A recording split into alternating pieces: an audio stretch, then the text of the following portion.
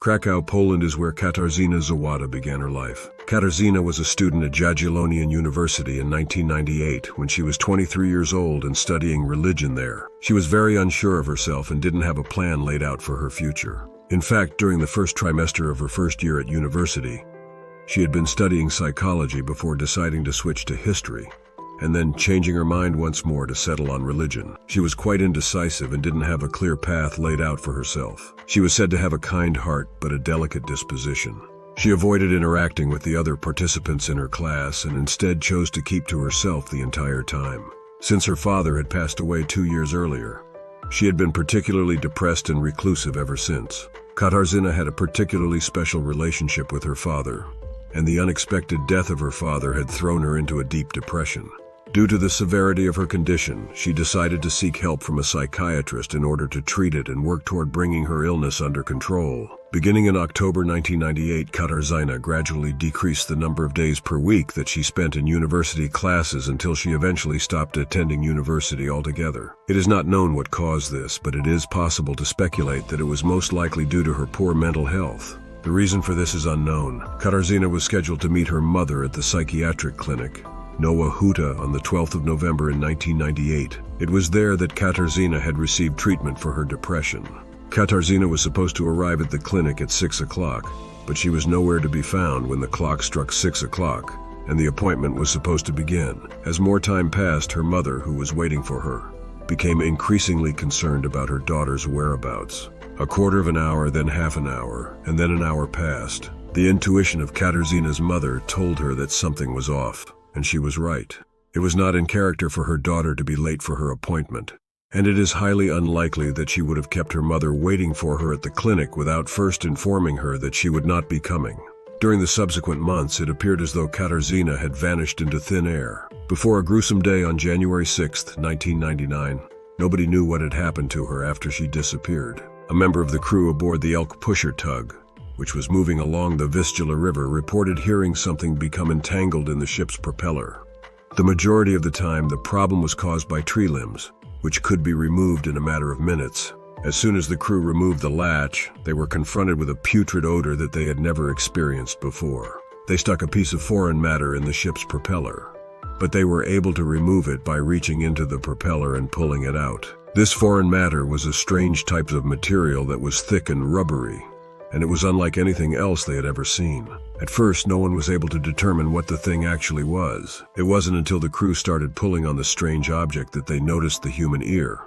And it wasn't until they cut into the matter that they realized it was a large piece of human skin. The ship was rendered unable to move as a result of pieces of the body becoming entangled in the propeller. The crew reported their finding to the authorities, and when the authorities arrived, they were able to locate additional pieces of her body fragments. At first, it was thought that a dead body had been obliterated by a ship that was moving along the river.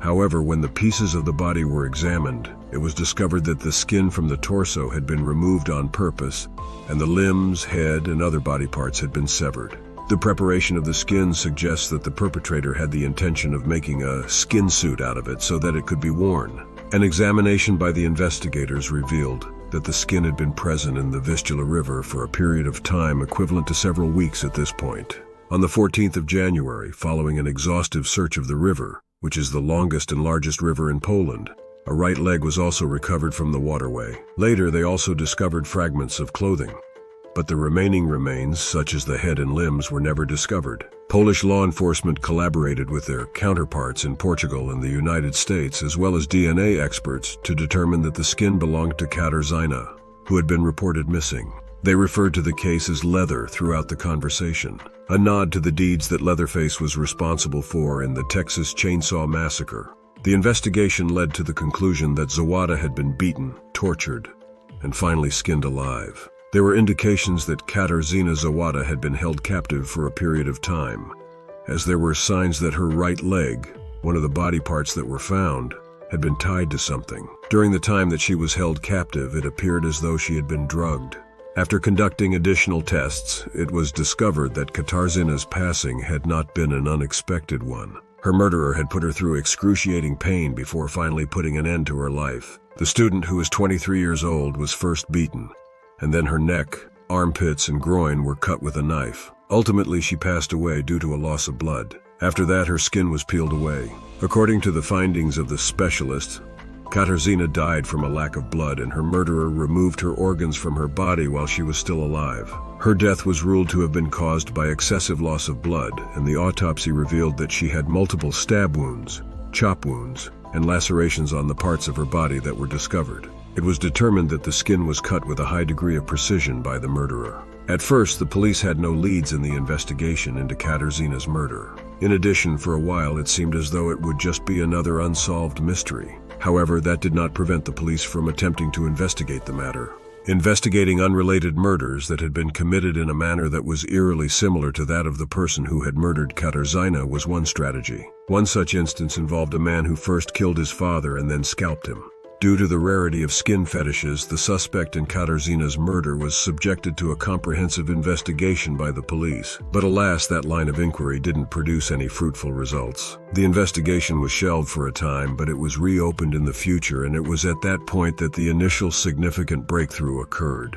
This time the FBI was asked to assist, and they did so by supplying a psychological profile of a possible perpetrator. According to the psychopath's psychological profile, the killer was a sadist enjoying the harassment of women, and he or she most likely has a criminal history. In addition, based on the vicious beating that Katarzyna received, it is highly likely that her killer was trained in some form of martial arts. It was only a matter of time before someone was taken into custody. Late in 2017, the police received a letter that implicated a man named Robert Janczewski, who was 52 years old at the time. In the beginning of the investigation, Janczewski was a person of interest. However, not enough evidence was found to prove that he was guilty of the crime. The attention of the police had been focused on him for some time, but this provided them with the evidence they required. And when they searched his home, they discovered that Zowada's blood had been left on the mirror in his bathroom. On October 4, 2017, he was taken into custody. The psychological profile of someone who would commit an atrocious murder like this one was fit by Janczewski, and he was that person. He had a history of sexually harassing women and had extensive training in various forms of martial arts. As a child, he was abused by his father, and as a result, he became known as a cruel boy. When he was younger, he was caught abusing cats and dogs, and this contributed to his reputation. Janczewski had been employed at the Institute of Zoology in the past, but he was let go after it was discovered that many of the animals he was responsible for had been killed. He never offered any justification or justifications for what had occurred to them. However, during his time working there, he was taught in the Institute's very own laboratory how to remove the skin from mammals. In addition, he engaged in suspicious activities for a considerable amount of time prior to his arrest, such as spying on neighbors and paying regular visits to Zowada's grave. Later, entries in his personal journal were discovered that described the killing of Zowada. These entries were found in his journal. The charges brought against Janczewski include aggravated murder and particular cruelty. He insists that he was not familiar with Katarzyna Zowada in any way. The courtroom was not open to the public during the trial because of the high-profile nature of the case in Poland. On the other hand, we do know that it started in September of 2019. As of the year 2023, Robert Janczewski is still serving time in an institution.